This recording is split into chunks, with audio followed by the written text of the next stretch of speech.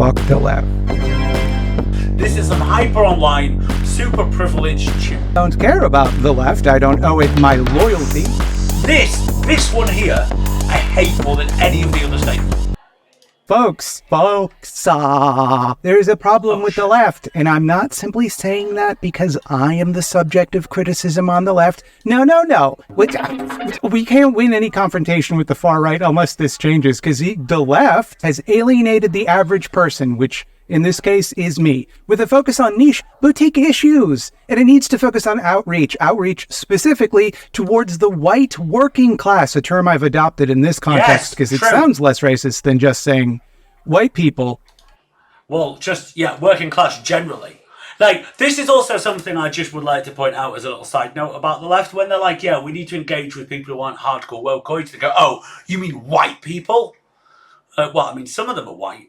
But if we look at polling data, I'm not going to go into it now, right? But if we look at polling data, people like Thoughtslime and a lot of the just general kind of bread tube people, the bread tubers, if we poll the average like non-white people, like especially any working class people of any ethnicity, the vast majority, not all, people are individuals, but the vast majority do not agree with this kind of weird woke nonsense. This is some hyper online, super privileged shit, right? That's why people become these hardcore wokescolds. They don't want to compromise. They don't want to do anything because it doesn't really affect them. They're quite privileged, generally speaking, right? They might talk your ear off about how, before they went to university and got a degree and became very privileged, they grew up in a poor background 30 years ago. But that's irrelevant. Anyway, sorry, and that's not true.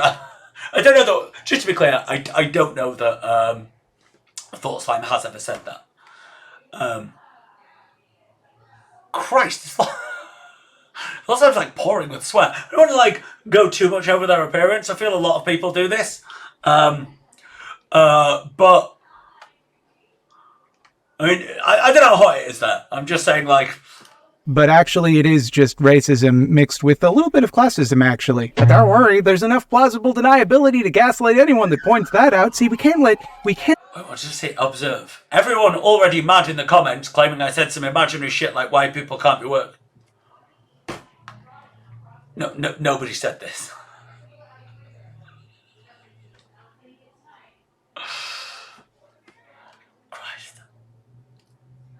There's the thing that we're going to notice as this video goes on. And again, I realised I said I wouldn't have a go at their appearance. But every time you pause the screen with Thoughtslime on, they seem to be pulling some kind of ridiculous, wokescold soy face. Right?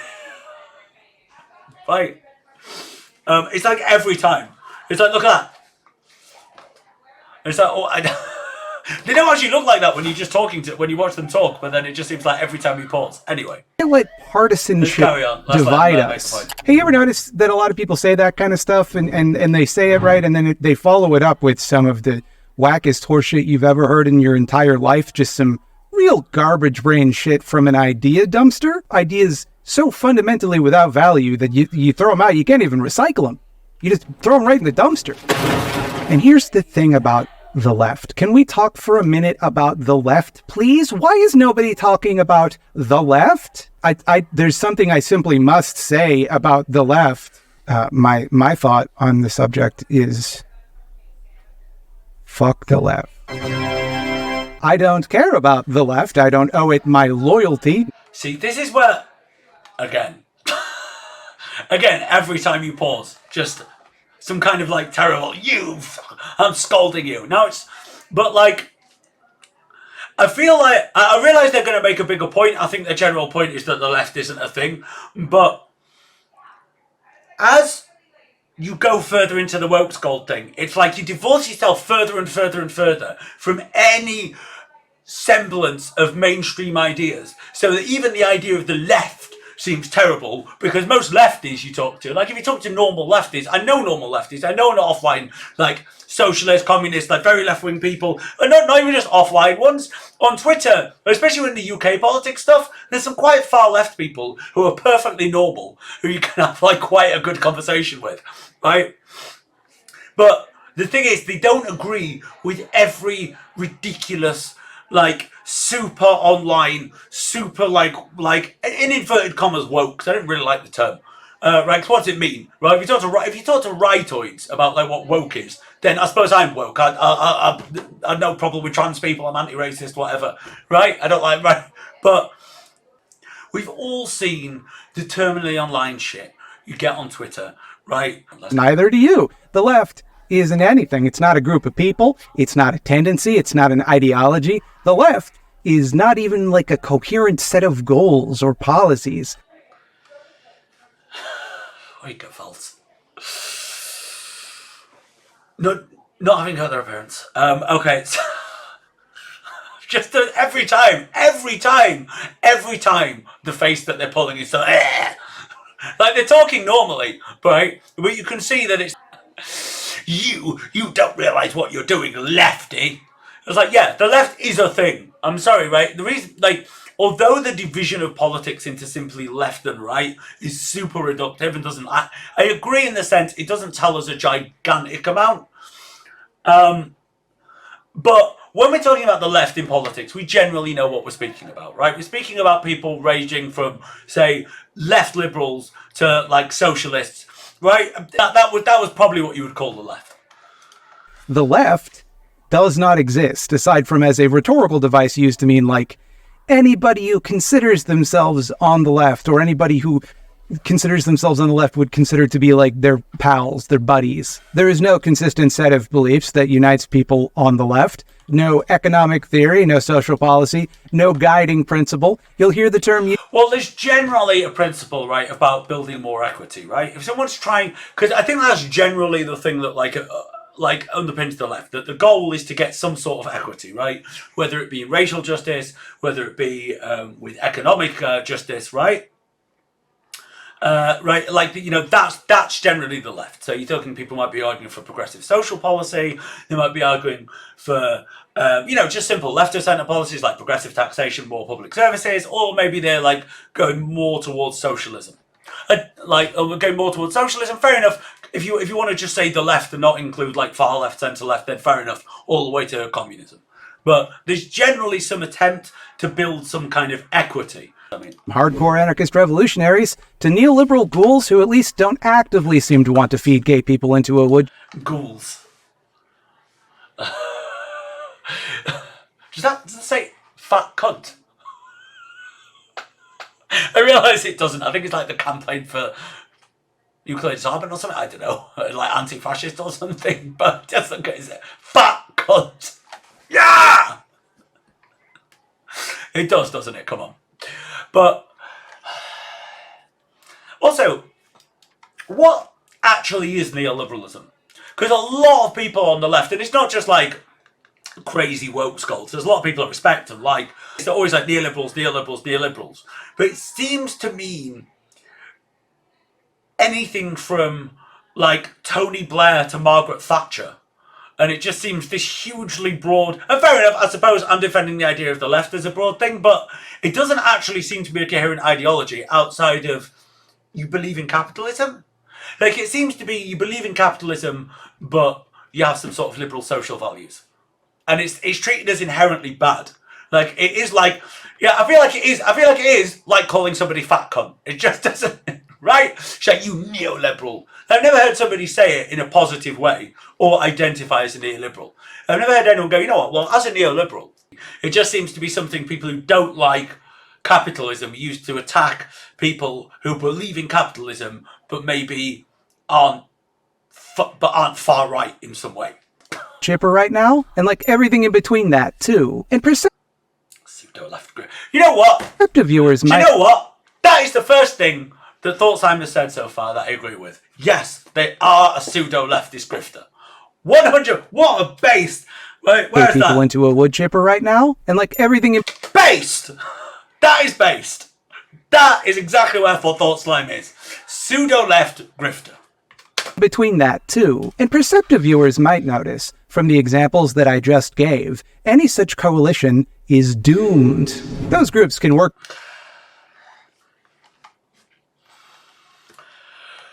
Oh, I'm sorry, I really said I wouldn't have got their appearance, but it's the zooming in on the like flop sweat that's just like pouring off them. Like, I don't want to do that. I'll probably delete this from the YouTube video because I don't actually even want to be sitting here going like, Oh, look at them, look at the way, like, because what does that mean? You can look like, you can look non-typically, you can look, fuck it, you can look gross and still have great points. Plenty of people do.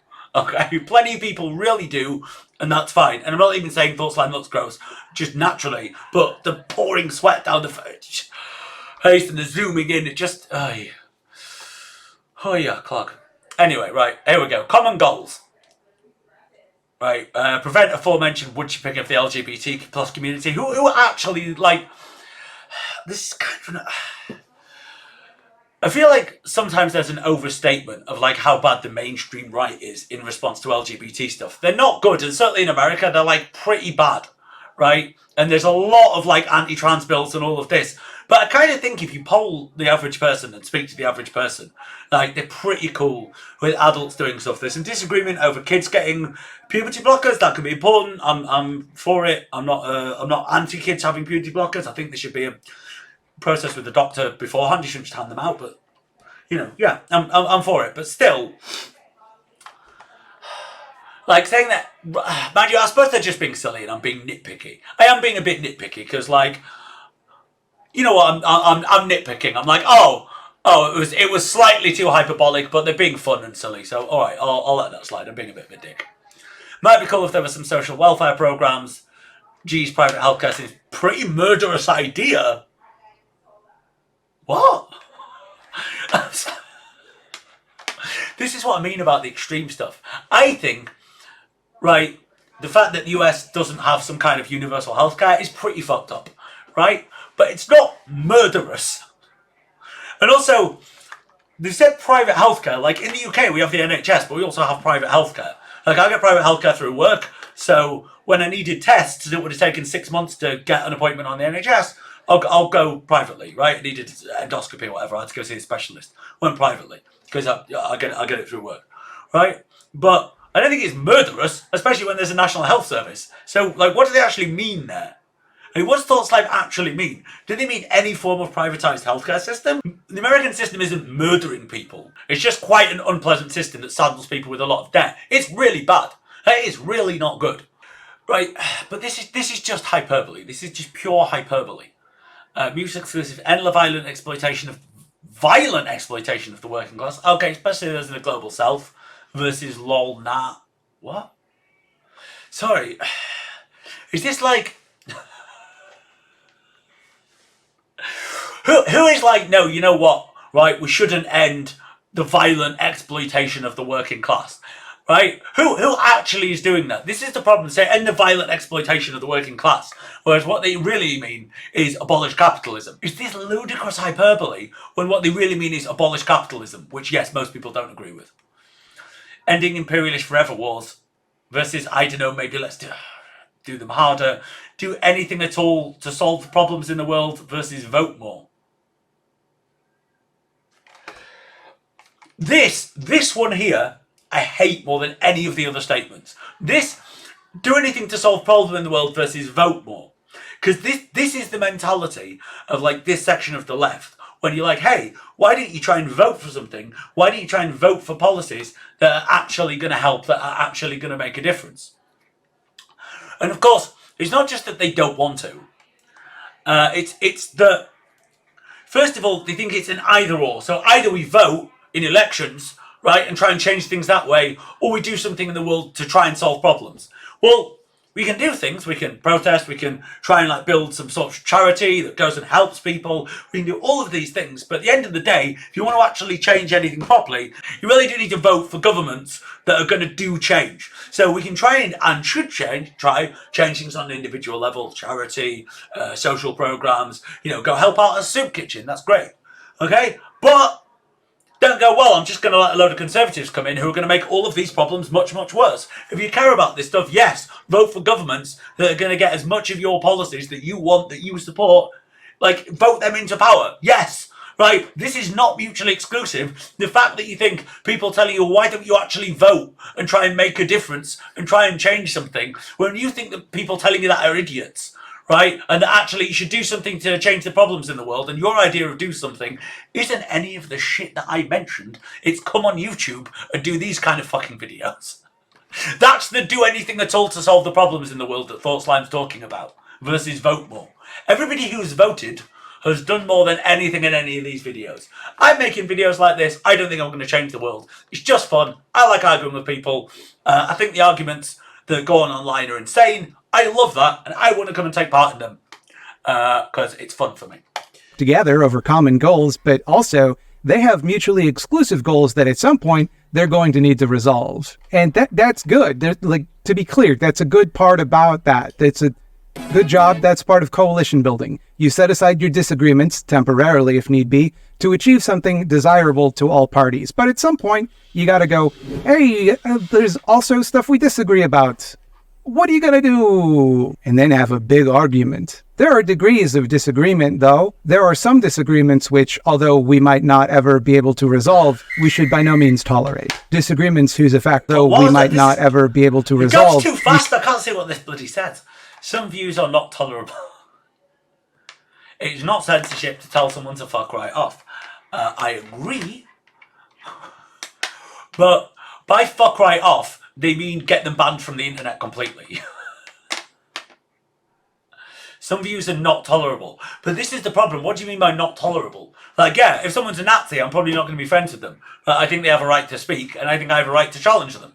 It's not censorship to go, fuck off, Nazi. That's not censorship. But that is not what Thoughtslime means. Should by no means tolerate. Disagreements whose effects are too fundamental, too immediate, and too costly to ignore in the service of cooperation. Like, for example, if you wanted to kill Batman, you could not ally yourself with Robin, because he's not going to support you, you know? Even if you agree with Robin on a lot of stuff, you're going to come into conflict about the whole Batman issue. Now, where you draw that line is going to vary. I'm not... Just to give you an idea of the sort of stuff like Thoughtslime's generally doing, right? You know, we've got, like, should shoplifting, the great shoplifting debate. To be fair, I don't know that. Maybe they come out against it. I'm probably not. I doubt it. Right? But, yeah, sorry. I don't want to start going through all the videos, but you get the general idea. Never mind. I'm going to give you some prescriptive commandments about who you are and who you are not Thoughtslime old videos. I can't be bothered. allowed to cooperate with. I'm not an organizer. I'm a blowhard. I have a YouTube channel. I am the least entitled person to an opinion on anything. That shit's complicated and difficult. I'm in no position to tell you where the line is, you know? But one thing, which sits comfortably on the do not tolerate side of the line, is anything less than full-throated active support for the well-being, equality, and autonomy of any political minority. Compromising... The thing is, if all they meant was that let's get the same rights and let's try and eliminate discrimination, right, most people would agree with them. But I feel like, not just Thoughtslime, but a lot of these people, right, they have quite often extreme views on what that entails. And if you don't agree wholeheartedly with them, even though often most of the minority group that they're trying to defend also don't really agree with their crazy, hardcore, terminally online takes, right? Then actually you are trying to be moderate on the liberation of ethnic minorities. So it's like, right, so, you know, if you, for example, don't think that children should be taught about xenogenders, then, because that's just not necessary, then actually you are deliberately stopping the liberation of trans people, you want to spread transphobia, and you are a participant in transgenocide. You know, so it's like the couch in the hay. You know, we're just like stopping like bigotry. And then what you find they think stopping bigotry entails means agreeing wholeheartedly with every single like hyper online term, like pseudo lefty hyper woke point that they believe in, right? Or you were just straight out an enemy. And that is not only, and I don't want to overstate my point here, but evil, but also foolish, tactically speaking.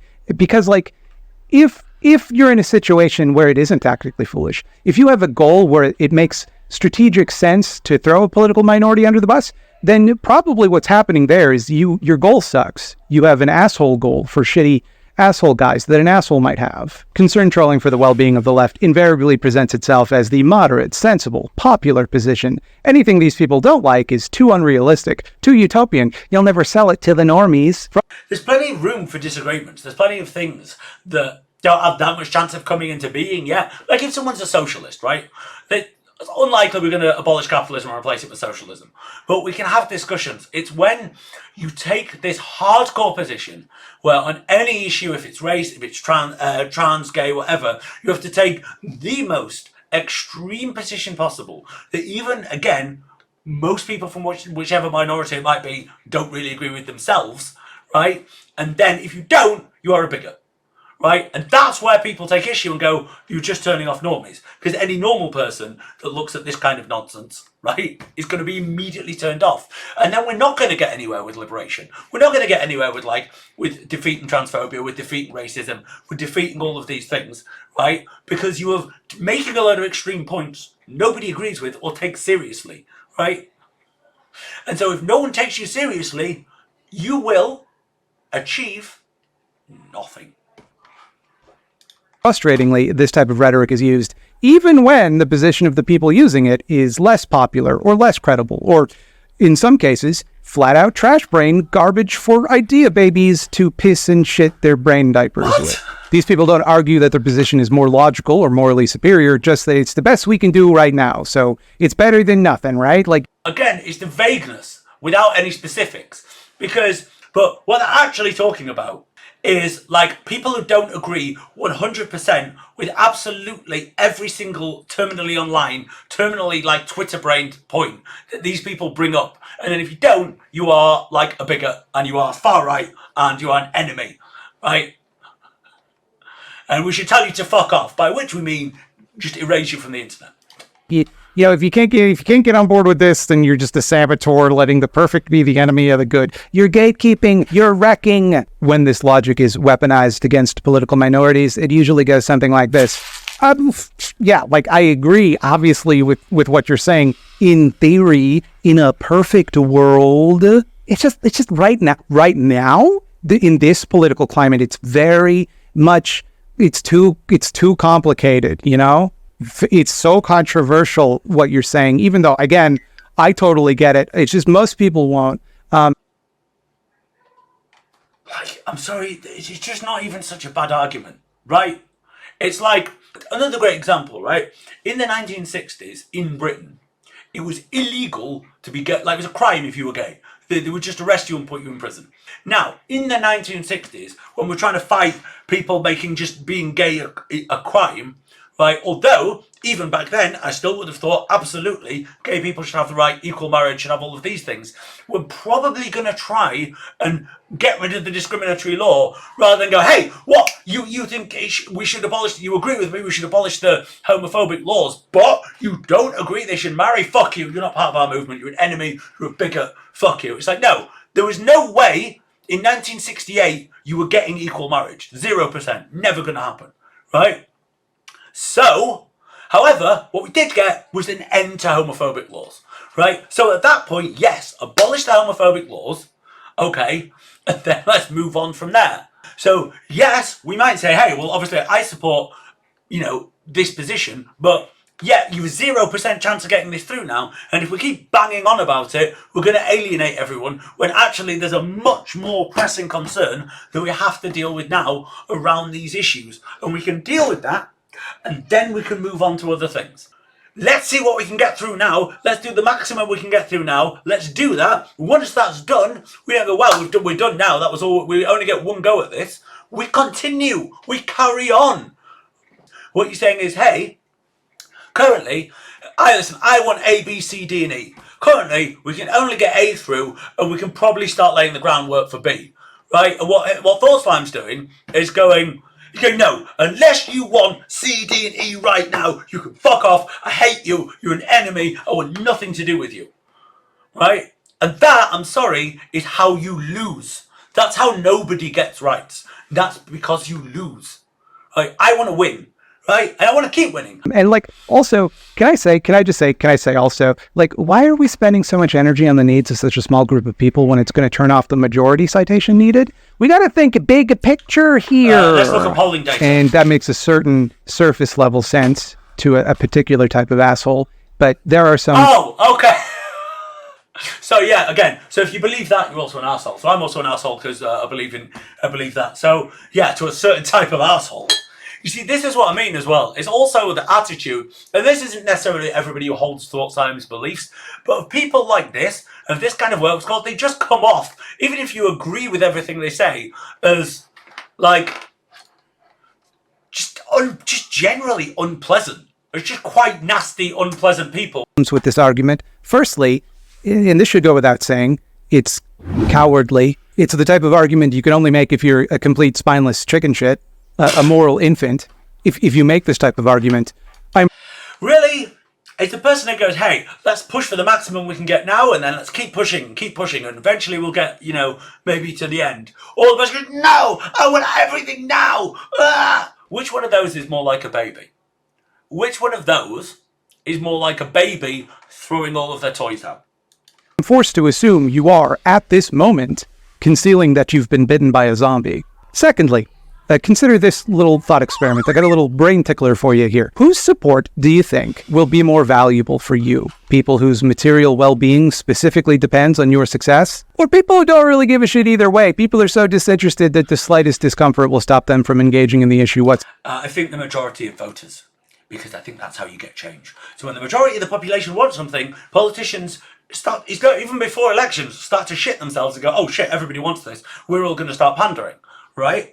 However, when you turn everybody off and nobody likes what you've got to say anymore, suddenly you allow the right-wing press, you allow right-wing politicians to convince everyone that all of your arguments are stupid, everything you're saying is some extreme, hyperbolic nonsense, and then we get nothing and we end up losing. Yes, this guy, the guy who's apathetic, is the guy we need to convince to not be apathetic. The person who's already on your side does not need convincing.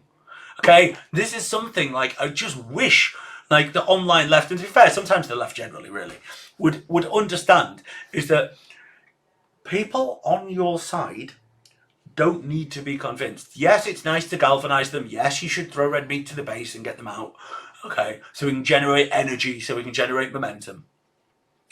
But the people who are apathetic, who don't really care and don't think it's important, are exactly the people you need to convince. Because the people on the other side who are already convinced it's the most important thing in the world and it's terrible and we should stop these rights or this movement or whatever it is you're trying to achieve, right? Yes, we should still try and convince those people, but let's be honest, we're probably not going to, okay? Right? Like, it works the other. I don't think I'm going to be able to ever convince somebody like Thoughtslime to take a more moderate or sensible position. However, somebody like this, doesn't really care, doesn't have strong feelings either way. They're ripe to be convinced, right? And if you don't do it, the far right are going to do it. So whose side are you on, Thoughtslime? Thirdly, the whole premise rests on two assumptions, of which at least one is always total horseshit. That the rights of the political minority in question are some sort of highly unpopular third-rail position, and this is usually justified by, like, a conversation they claim they had with some sort of archetypical common man. They talked with their bus driver about gender self-ID, and they didn't get it. So, like, how can you expect the working... Or just, like, interact with normies, right? I'd love to do a show where I get, like, one of my, like, super normie friends and I just show them, like, online stuff, right? Just, like, terminally online shit. And from all angles of politics, from right and left. Okay, so that we can just see what normies think of like Twitter bullshit, right? I've got some like normie left-wing friends. I'd love to get them on and show them this kind of nonsense and see what they make of it. Just see if they agree. Class to understand such ideas, because the second assumption is, of course, that the ignorant swine who represent your base cannot have their inherently self-interested and bigoted minds changed. Of course, we, the more sophisticated and intelligent political class, can understand such highfalutin ideas, like, for example, that it's bad to be racist. But the average person is a kind of soulless, thoughtless...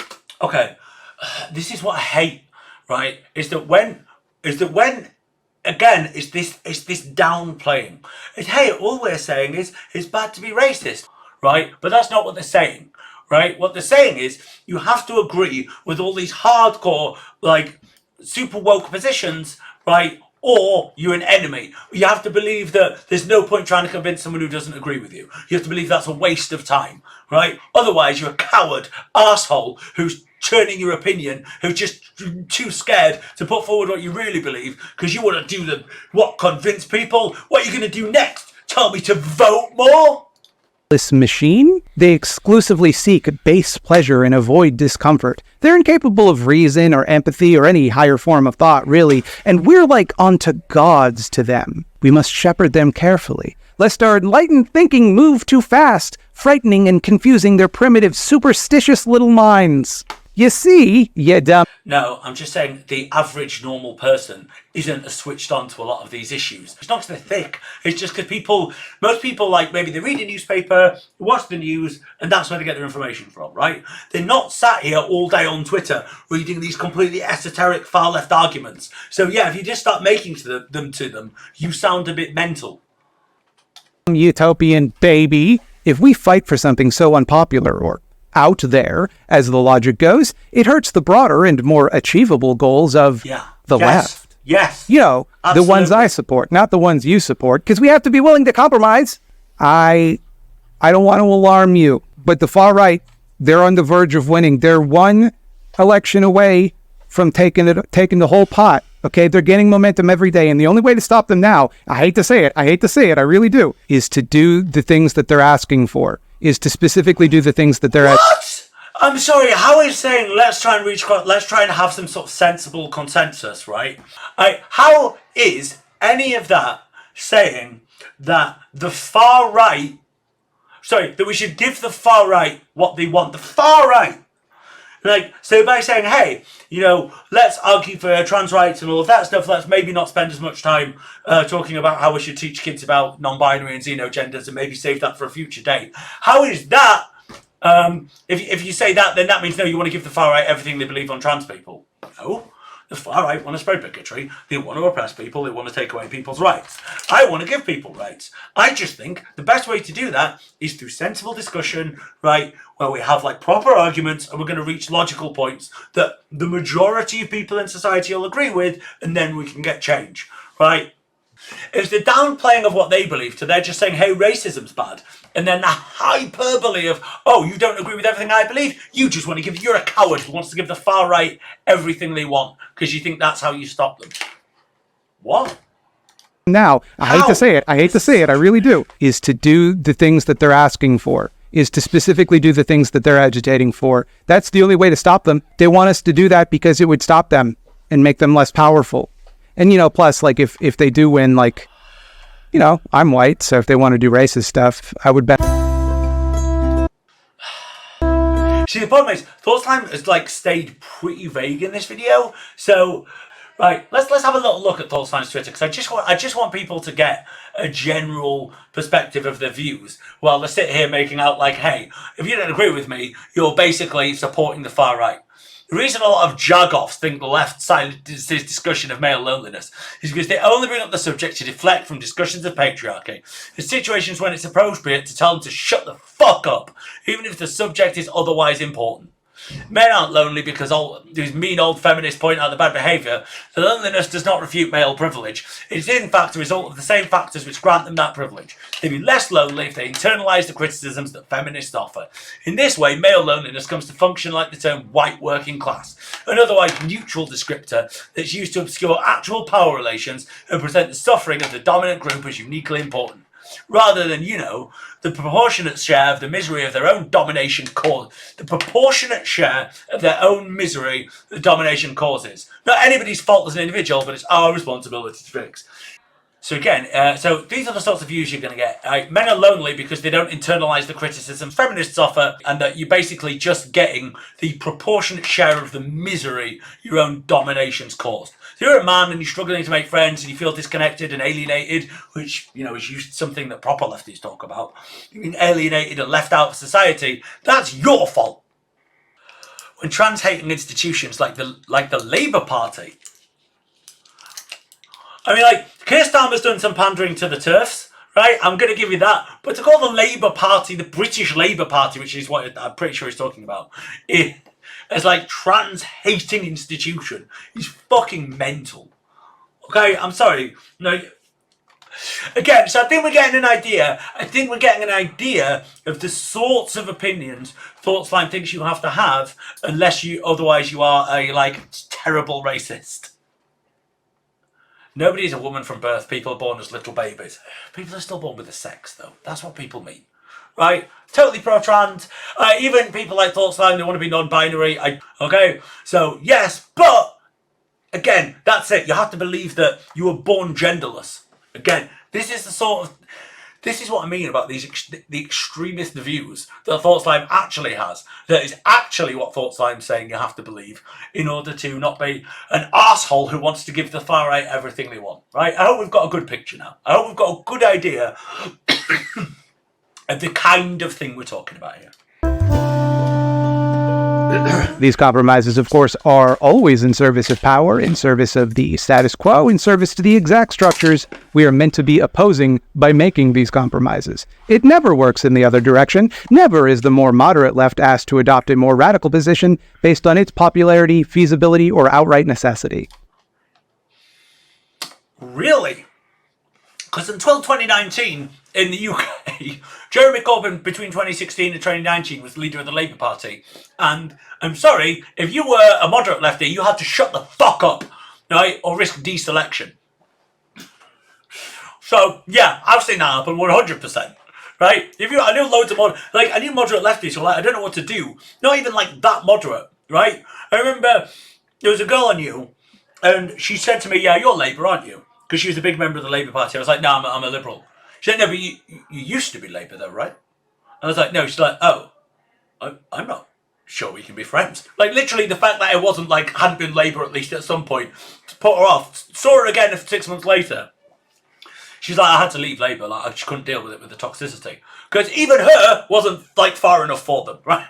For some of the people, and it was getting way too much abuse, right? The person who was like, oh shit, you're a Liberal. Can we even be friends? So yeah, 100%, when they get power, they absolutely do that. Especially because in 2017, Labour did very well in the election, even though they lost. They got one of the highest share of votes they'd ever got.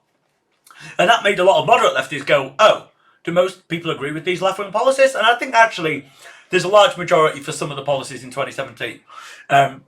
So, yeah, they actually had to just back it and go, well, okay, that kind of seems to be what the majority of our voters want, so, okay. Right? So, yes, when it looks like the majority are with the far left, 100%. 100%. The moderates have to make compromises. We're meant to dismiss allies who agree with our positions in favor of courting allies who do not. Because maybe, if we do everything they ask for, they'll get on our side. Maybe if we try and convince them. This is what I mean. Just getting people who would agree with you to start dancing in the street does fuck all. Nothing. Bugger all. Nothing happens. Okay? You get all your own side out chanting and dancing and nothing changes. Nothing happens. Right? When you start to get people who don't agree with you to go, maybe they've got a point, you know. Maybe I'm going to listen to them. Maybe I'm going to change my opinion. Now we're achieving things. Now we're doing something. Okay? Now we're doing something. That's what it means to get someone on your side, by the way. When you do something differently, because that's what they wanted. It means you changed their mind. We are asked to make this bargain constantly. To ignore some hideous injustice because they... Yes, change it. How does one change someone's mind? Do we do it in the way Thoughtslime has? So... I'm a Liberal. Maybe you could call me a moderate lefty in some ways. I generally think of myself as a Liberal, but still. And as Thoughtslime, would anyone who isn't hardcore agreeing with Thoughtslime, right, look at this, like me, look at this and go, we've got good points? Or would they just get completely turned off, feel like they were being talked down to by somebody who, by their own admission, thinks they're a complete asshole for wanting to negotiate with the other side sometimes? They claim to focus on it necessarily distracts from their extreme views. From all others. So you end up in this shell game scenario where the one true meaningful injustice is always the one you're not putting every iota of your effort into. And in order to fix it, you just got to ignore every other problem in the world. Those are all distractions. And this isn't a new technique. Throughout history, wherever there have been people fighting for any sort of social justice, equality, freedom from oppression, no matter how just their cause, you can find examples of that movement hypocritically excluding others in betrayal of their own principles. Whether it's white women within the suffragette movement refusing to stand in solidarity with women of color, to modern-day quote-unquote anti-imperialists who deride and ridicule the land back movement without bothering to do the barest iota of research, just crack open Wikipedia and just really even look at what the definition of the term is, really understand the thing that they're criticizing, just do the bare minimum, just really even look into any... And this is the problem that intersectional analysis was intended to help us study, to create the understanding that various forms of oppression intersect, creating unique material conditions and forms of oppression for those people who unfortunately find themselves within that intersection. Yeah, I find like intersectionalism started off as quite a good idea because it was like, well, hold on, okay, this person might suffer racism, but they're also a very wealthy man. So when it comes to like a working class white woman, yes, isn't getting the racism that they're getting, but that this like rich black man is getting. However, that as a worker, they are suffering some kind of oppression there. So it's worth understanding that ways people are discriminated against, ways people might be oppressed in some way, right? They can intersect. Whereas what these people turned it into, instead of just a way for how we can understand that these different things interact, someone might suffer oppression because of the race, but they might be privileged because of something else, right? Or they might, be a woman and suffer misogyny, but they're very rich, high-flying businesswoman. So in a lot of ways, overall, they're probably quite privileged, right? But we should understand that when it comes to issues of sexism, they're not privileged, right? So it's understanding it better rather than just going, oh, you're black, you're the underclass, oh, you're white, you're part of the dominant group, right? And that's good. That's very good. I agree with all of that. However, what the Terminally Online kind of wokescold community have done is they've turned it into a points system. So the more intersectional points you get, right, the more oppressed you are, the better a person you are, and the more we should just listen to you. So, if you're like a black, trans, disabled, non-binary lesbian, right, then, you win. Right? So we just have to listen to everything you say, no matter what. And if we disagree with you, we're oppressing you, right? And it's all about like whose opinion carries more weight because they've gained more oppression points, which was never what intersectionality was originally supposed to do, at least to my knowledge. That was not what intersectionality was supposed to be about. It's supposed to help us understand the interactions of different groups, so that we're understanding that that's why maybe, we might look at Trump voters and go, well, in some ways they're racist, but then in other ways, a lot of them are working class people who are like struggling, who, are oppressed in other ways by society. So we need to understand that intersectionally, actually, that there are ways in which, they're privileged and oppressing others, and there are actually ways in which they're being oppressed, right? Not how many points have you got? Then we can see how your opinion's more or less valid. Beyond merely simply the combined effects of like two discrete types of oppression, a new symbiotic oppression. You see what I mean? It's the points. Oh, you're a woman? Well, you suffer misogyny. Oh, you're black? Well, you're a victim of anti-blackness. You're a black woman. Double points! Misogynoir! You get misogynoir! Double the points! You win! You win the Oppression Olympics! Oh yeah! Wait a minute! This was a black trans woman! Wow, you get like transphobenoir, misogynoir! Wow, you really win! You win completely! Right? You see the points? 1 point, 2 points, double points! Right? That's not what intersectionality was supposed to do. Okay? It's not about who has the most points. Is made. What people don't talk about as much is how these forms of oppression mutually reinforce one another. Easy example you've heard a million times, right? Racism enforces capitalism. Prejudice against racialized people is projected onto the poor and lower class. I was almost going to agree there. I was almost going to, that is certainly true, because I think if, a lot of people have like very conservative ideologies, like, to the point where it could be racist. If you talk to a racist, they're usually quite sexist. If someone's like, if someone hates black people, they're probably not fond of like women's rights. They're probably not fond of like LGBT people, right? We can start to deduce other things. So those prejudices do feed into each other. Capitalism is an economic system, not a fucking prejudice. But this is again. No, unless you agree with my hardcore far left socialist economics, yeah, you're also a bigot. Oh, yeah. Look at you, you fake lefty. You don't want to abolish capitalism, or maybe you do, but you don't think it's possible right now today. Well, you're a bigot, and you're reinforcing racism. And vice versa. It's an easy way for bourgeois interests to divide workers and create scapegoats for their own excesses, and also, just directly take a bunch of people's shit. Just take it and have it and own it. Then if anybody gets mad at them, they can go, but no, you're not poor because of me, because I have all the money. You're poor because Jews have bad money DNA, probably is what it is. And also, one time at the supermarket, I saw a black woman buy a lobster with a food stamp, so probably that's why you're poor. Obviously. This is like the worst straw man of stupid racist arguments. Like that. Like, you don't need to strawman like arguments like, oh, well, if black people want to get ahead, then they should stop living off welfare, because that's easy to defeat, right? You can talk about like historic poverty, systemic like issues, and it's so easy to disprove, but no, you still have to strawman it. You still have to do a ridiculous version of the argument that makes no sense. Racism would still be bad. I realise I'm nitpicking there, because like, okay, you want to take the piss out of that kind of stupid racism, whatever, but again, you add it into the rest of the stuff. Christ, again. Why is it every single face that they pull some insane wokescolds soy face? It's actually mental. Look. Whether or not it... Let's see if we can pause it and them not be doing it. Intersected with capitalism, and I mean, kind of. Capitalism would likewise be bad in any sort of hypothetical alternate reality scenario where it developed without racism. Both of these things would be problems that required solving without the other, but in a world where both exist, like this one, Earth, you have to fight both. Otherwise, the struggle against either is incomplete. Here's another example for you.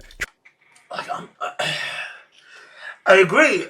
Like, in some ways we should fight both things, but you can't fight all battles at all times. Like, it's probably not that helpful if we're on a civil rights march in the 60s, and then we're like, no, listen, by the way, you cannot support abolishing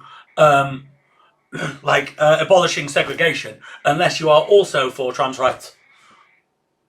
Like, that's a really bad idea, because nobody back then was, right? They should have been, that's bad. I'm for trans rights, I don't think it was right. It was bad.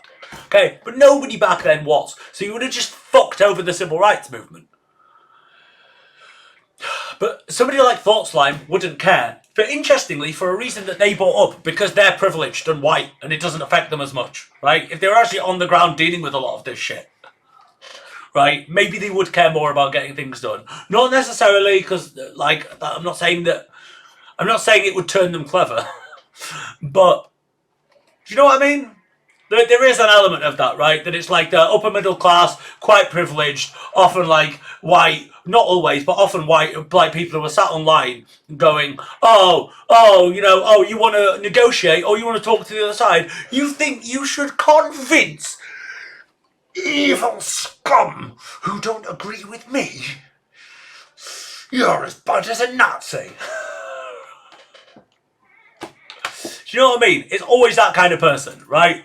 I don't see that many like working class black people sat out here, like super working class. Yeah, I don't see how many working class black trans lesbians do you see making those points. No, they want change now.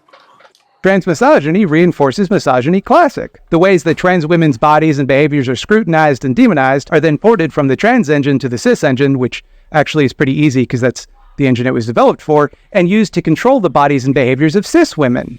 Cis women become the collateral damage in attempts to stop trans women from existing, and need to conform to cis heteronormative standards to demonstrate their womanhoodliness. Cut your hair too short or have too many muscles, and you might not be allowed to piss anymore, or run in a race. Because what if you're a secret trans in disguise? Better take your rights away, just in case. Simultaneously, trans women are themselves Bundus witches. Oh, sorry, yeah, we've been doing misogyny for a long time. Like, there is a point there about the bodies. I think Thoughtslime does have a point there. Because, like, you see it, there's a lot of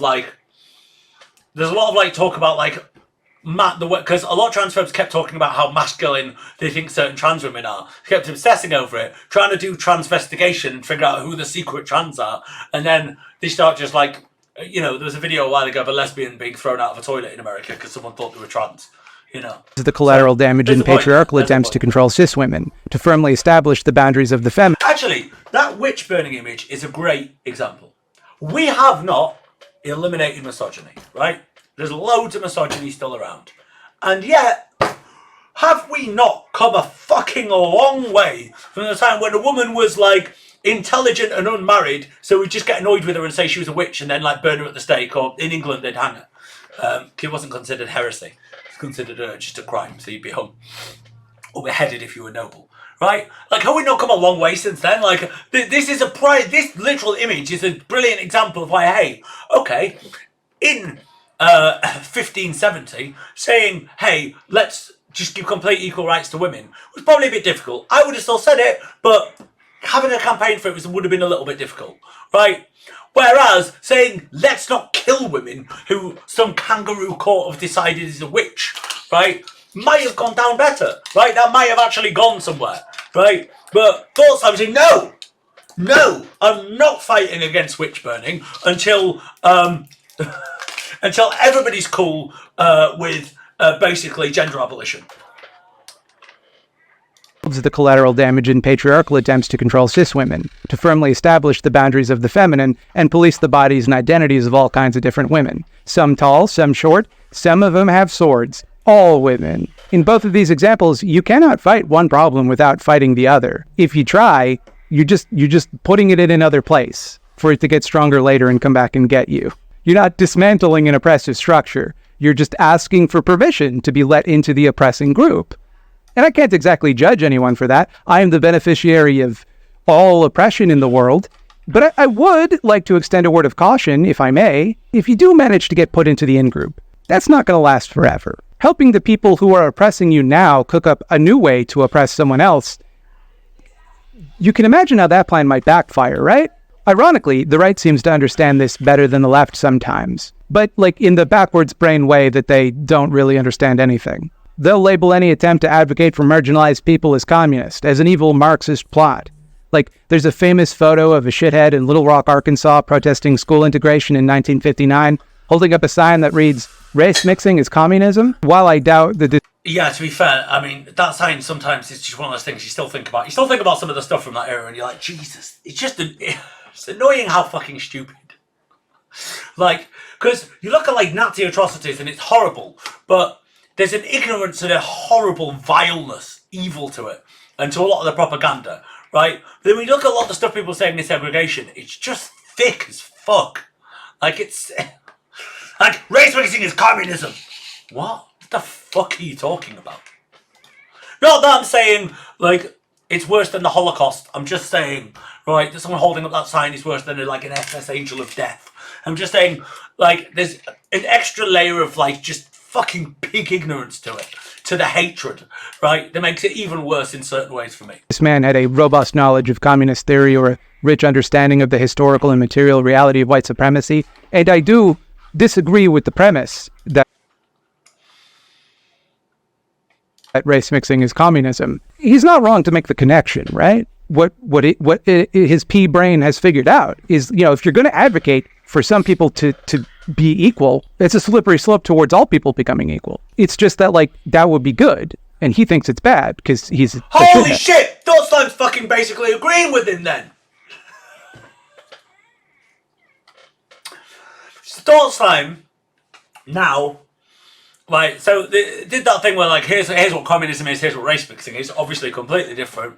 Now going, oh, see, he recognises that actually, yeah, if we, the only way to really, if we stop, like, the only way to fight racism really is to move towards communism. This racist dipshit understood that any victory for Black Americans, anything which brings them closer towards freedom and equality, weakens the apparatus used to also deny freedom and equality to the working class. Because many working class people are themselves Black, but also because the methods and justifications used to subdue both groups share a great deal of ideological common ground. Again, he just thought that was cool. Like, he thought it's cool that some people are oppressed. on account of the shit. Oh, Magi on Kick, thanks for the follow. Headedness. People like Anna will argue that identitarian concerns distract from economic issues. I'm done with the identitarian garbage. I'm done. Oh, here they go, going on with the... you haven't got Anna? Wait, actually, I think she was being based. God, they hate Anna Kaspari and these people. It's after she started being mega based. It's after she started being, like, super based. Of course, these people hated her. Distract from economic issues. I'm done with the identitarian garbage. Yes! I'm done with it. It is a giant distraction. The left, the people who are supposed to be fighting for a better economic system, better economic conditions, better working conditions, all of that stuff pushed aside. Let's focus on the identitarian stuff. That they divide the working class. And the identitarian stuff by nature divides us and leads to more fights, more conflict, even among us. But that's the point. But like, okay, let's think that through for a second. Let's work that out in our brains. Watch Thoughtslime. Maybe I'm wrong. I haven't seen this bit. So watch Thoughtslime now. Try and make out like she's saying we shouldn't fight racism or bigotry, right? When she's very clearly talking about the stupid identitarian stuff, right? That I think we've seen looking at Thoughtslime's Twitter, looking at several things. We know what she's talking about. If you were excluded from the full and equal participation in the world on the basis of identity, say race or gender, sexuality, disability, left-handedness, whether or not you like Naruto, whatever, do you see how that quickly becomes an economic issue? Like if people of one identity are allowed to be in control of everything and use that control to subjugate another, how that might quickly become an economic problem for the people not... Do you think that's what Anna meant? Do you think she meant don't fight racism?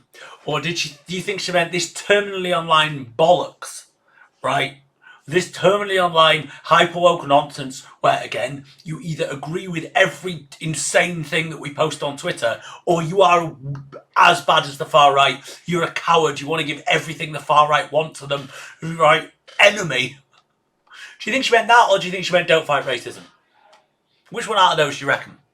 In control. Like, for example, they would have worse job prospects and at those jobs have worse working conditions, harder time building cash liquidity or owning a home or not being in prison or enslaved or murdered. And even if they were murdered, like, would they even look for their bodies? Like, if you knew where their bodies were, would the government even go there to look for them? Like, if someone could say, like, hey, we have reasonable suspicion that there's some bodies, say, in a landfill would be one place they might be, then would the government even go look? Do you see how all of these things could be affected by whether or not you are considered a subhuman, inferior, second-class citizen? How that might actually have a pretty big financial impact on you. That's what she meant. She meant if people view minorities as second-class subhuman citizens, just don't worry about it. That's what she meant. That's, yeah. When she was talking about the identitarian bollocks, this is what I mean. They have these extreme views, but when you challenge them, they have to lie and make out like you're just saying don't fight racism, don't fight transphobia or bigotry or whatever, right? And it is a lie, right? Because they say something insane. It's literally like if I was like, right, we need anarcho-communism now. Smash the state. Smash capitalism. Smash all of this. And then somebody was like, well, I don't think that's going to happen anytime soon. And I was like, oh. So you despise working class people and you want them to starve to death in the streets? Is that it? Right? That's like the level we're dealing with here. They do kind of acknowledge this by talking about how we have to work towards making sure that everybody has equal rights and equal opportunities and equal access to housing. And it's just like the cultural stuff that they think is pointless, right? We shot a show, I don't know if you guys are ever gonna see it, we shot a pilot just this weekend with a mixed Republican and Democratic family, okay?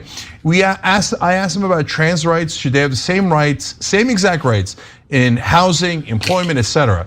Every one of them, including hardcore Trump people, were like, yes. Fuck off. Like, trans people don't have the bare minimum standards as a little treat. Sorry, should they have the same rights in housing, education, like not to be discriminated against, all the fucking rest of it? Yeah, that's the bare minimum standards as a little treat. Sorry, no, everybody agrees they should have the bare, yeah. But no, because these people don't give a shit, right?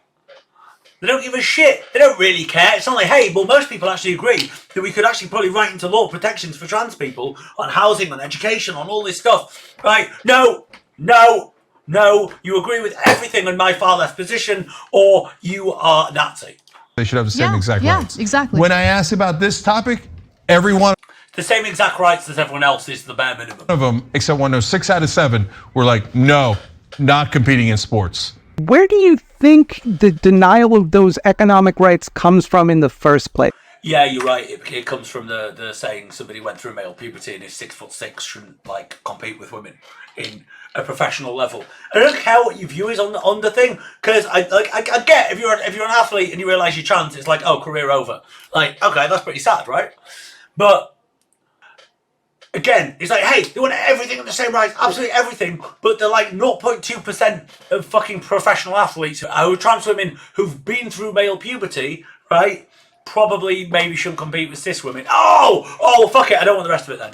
No rights for any trans people, fuck it then. There's no point. There's no point according to Thoughtslime, it's a waste of time.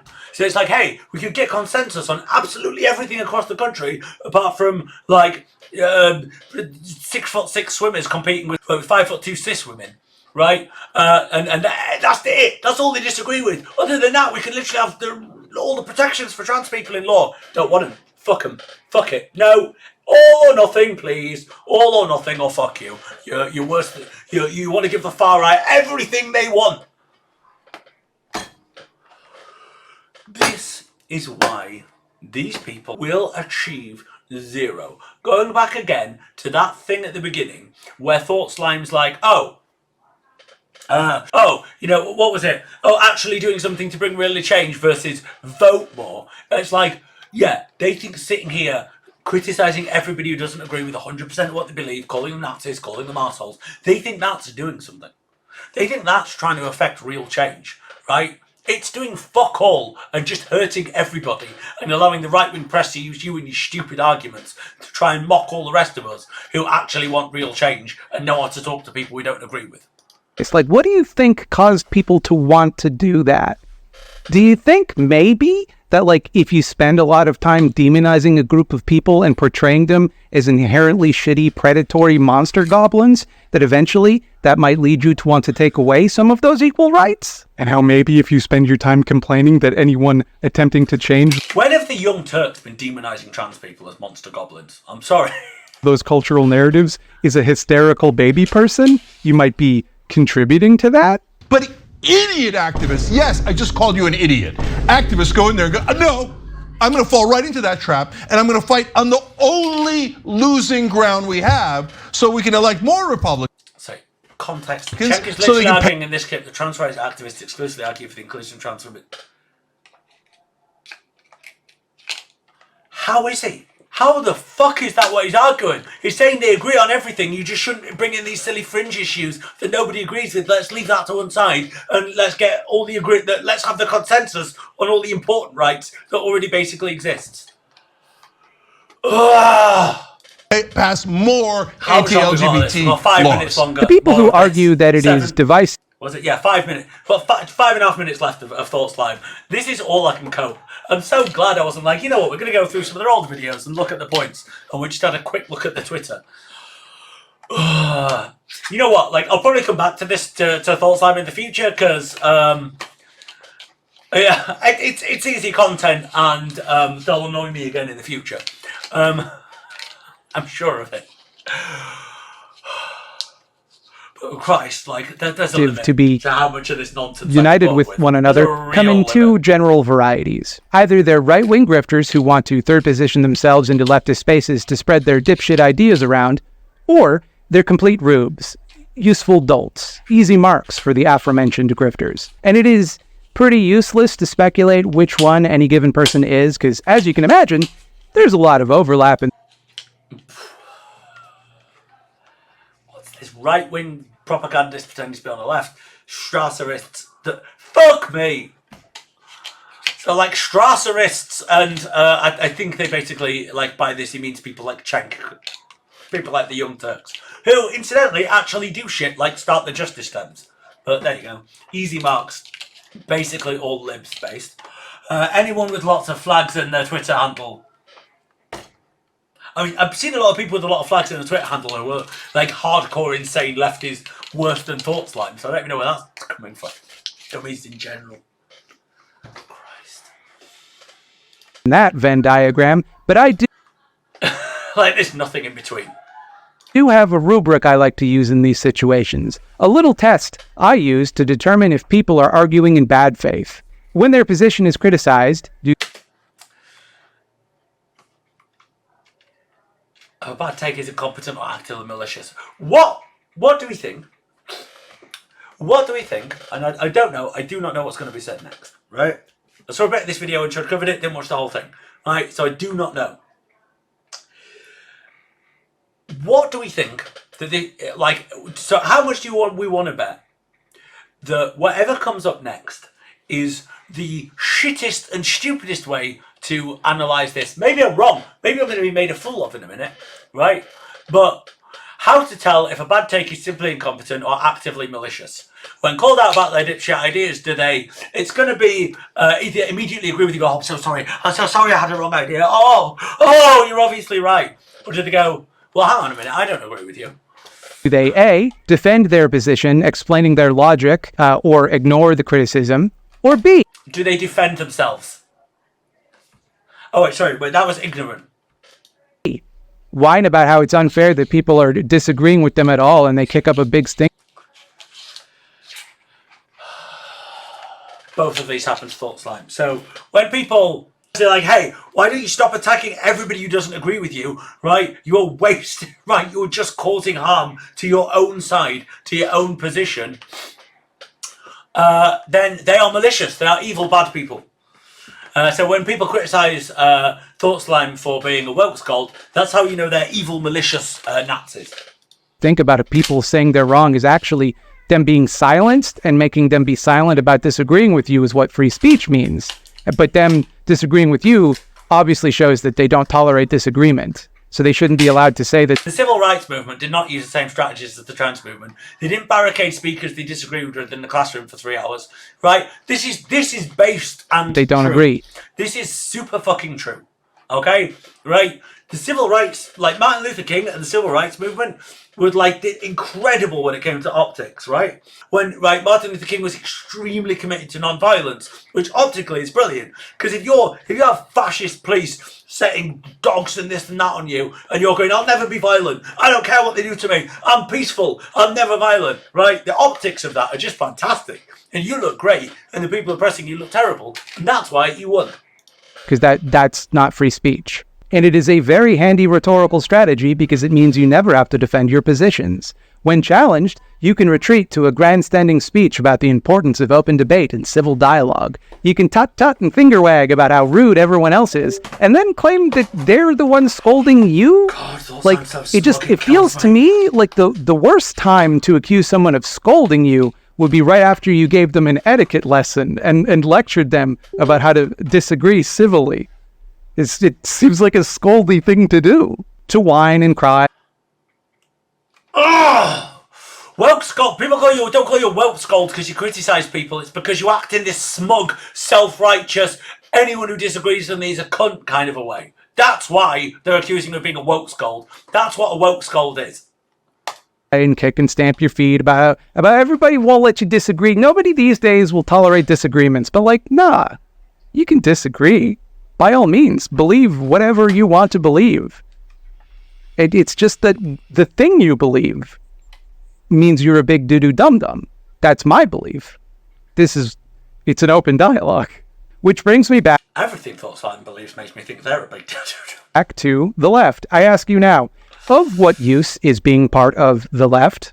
My understanding was that the left represented a loose coalition of people whose ideas and values I agreed with. People who wanted and fought for the same things. Yeah, the admission. You agree with Thoughtslime or you are not on the left. You are a right-wing, evil, bad person. I want. If, in order to succeed, that group must allow people whose ideas and values are in direct contrast to the goals we want to pursue, the question must be asked, of what use is this thing? Or just allow them. Yes, you should allow people to disagree and we should challenge them and we should have discussions with them. Yes. We should try and convince people who don't agree. Only rallying your own side does bugger all. Okay? Convincing people who don't agree with you is how you get change. You fucking moron. Christ. I feel like Thoughtslime embodies the worst of this whole wokescold terminally online movement. And I think you can just see how annoyingly alienating everything they do is. So that unless you agree wholeheartedly with everything they believe... could you imagine a person in existence watching this and changing their mind. Imagine you're a rightoid. No, fair enough, like not even a Nazi. Imagine you're just a moderate conservative. You're like, hey, who's this Thoughtslime? And then you watch this. There is a 0% chance you are going to come away even questioning anything that you believe. Why protect it? A lot of people would say it's because to stop the far right, it's the only way to do it is we got to let everybody in so we can stop the far right. But I think a more effective strategy for fighting the far right, in my opinion, would be not letting them on your side. Like we got to drift to the right. Who's saying let's let the far right on our side? Hey, let's convince people who don't agree with us. Hey, let's have arguments that actually appeal to a broad range of people. You want to let the far right and your movement? What? The far right aren't even like the far right aren't even a mainstream thing. They're like the far left. That's why they're the far right, because they're not fucking mainstream. In order to protect ourselves from the right, they don't convince anyone well either. Sometimes you say something and you think, "Oh man, am I strawmanning the position of the people that I'm complaining about?" And yeah, and then you know, I'm Thoughtslime. Thoughtslime's never actually genuinely asked themselves that question. If they had, we wouldn't have this shit.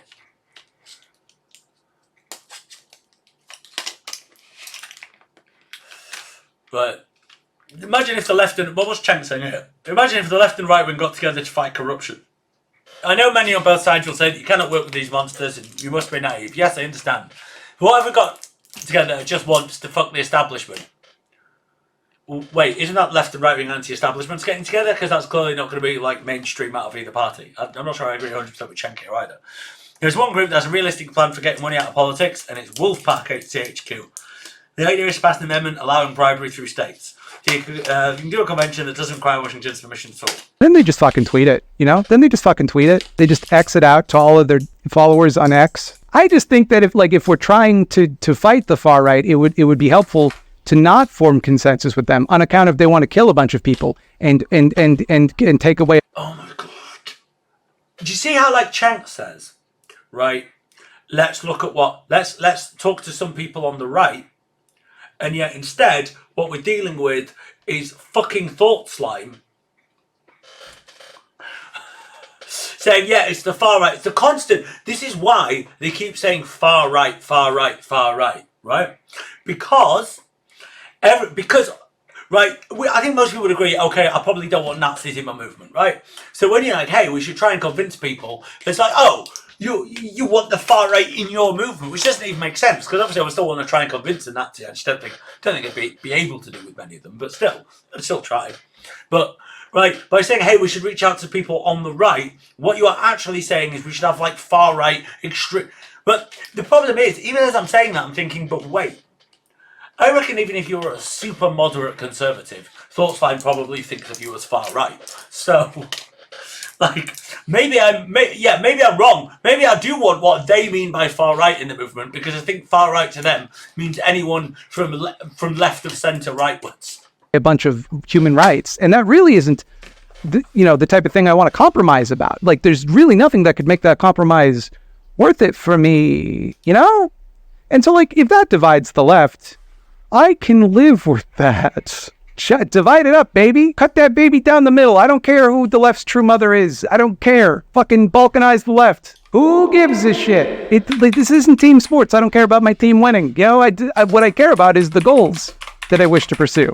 And if we must abandon those goals in order for the left to win, then the left is a dead project, standing in the way of the things that I want. What if we don't abandon those goals? What if we have a series of sensible goals that we can achieve now, and maybe goals that we want to argue for in the future? We get the sensible goals that we can get consensus on now. Like, hey, should trans people have all the same rights as cis people? Yes. Okay, good. Let's do that. And then if you want to argue that trans women should be able to compete in sports, we can do that afterwards. I'm not sure I agree, but we can.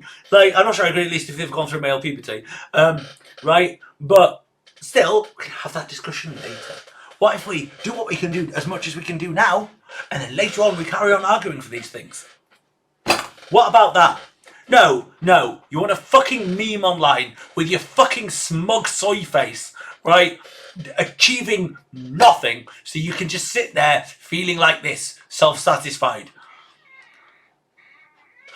with nothing to be satisfied about. But that's why they're sweating so much, because they're like, yes, I'm so right.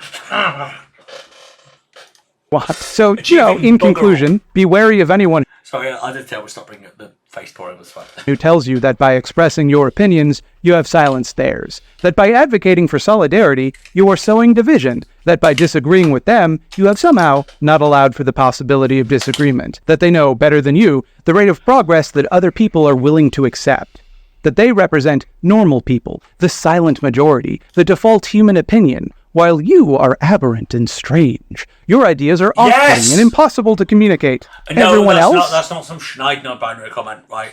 No, they are...